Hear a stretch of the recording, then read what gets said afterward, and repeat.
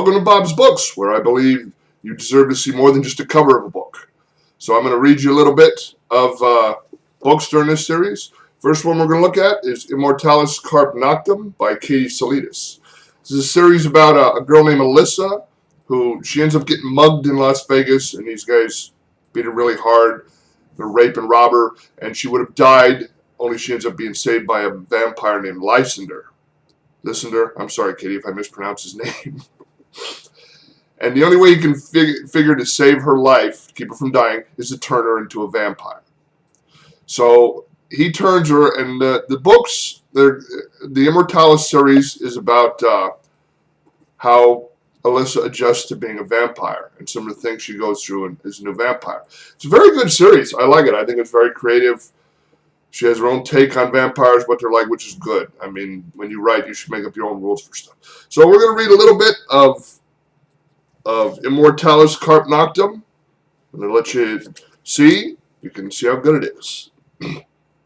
So Lysander's trying to teach Alyssa a little something about how you can use your mind powers when you're catching victims.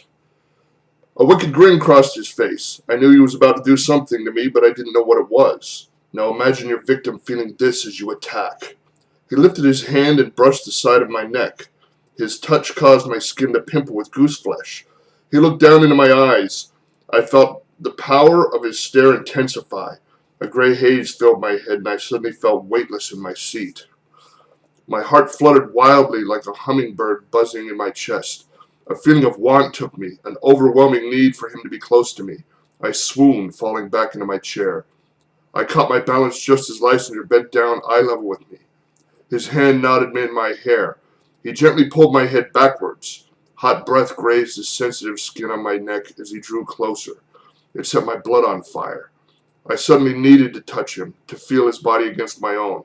I closed my eyes, exhaled slowly, and arched my neck towards him in anticipation. I knew now what was coming. I didn't want to struggle. I wanted him to bite me, to take my blood, my essence, into him. His lips parted on my skin, sending a shiver down my spine. A sigh escaped my lips as his teeth pierced my skin, a momentary pinch. I whimpered but did not struggle against him. The sensual pull as he drew the life out of me quickly replaced the pain.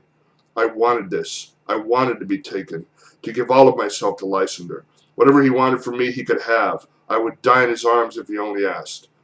As quickly as he advanced, he finished his lesson, gently releasing me, letting me sink into the chair. Part of me wanted to cry out. I wanted more of his kiss. My body ached for his closeness. Lysander pulled away and set himself down on the floor. His eyes caught mine as I slowly regained control over my body.